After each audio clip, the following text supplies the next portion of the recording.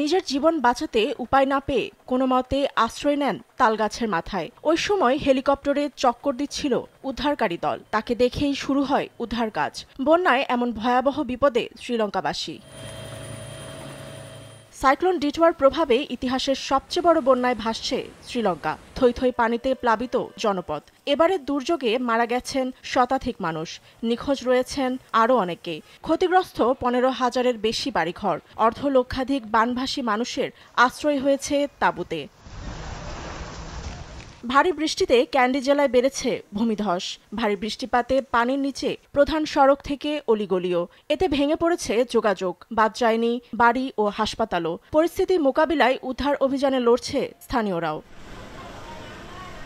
দুর্যোগ ব্যবস্থাপনা কেন্দ্রের মহাপরিচালক জানিয়েছেন, হাজারো সামরিক সদস্য মাঠে নামানো হয়েছে। ত্রাণ কার্যক্রমও জোরদার করা হয়েছে। তবে আন্তর্জাতিক সহায়তার আহ্বান জানিয়েছে কলম্বো।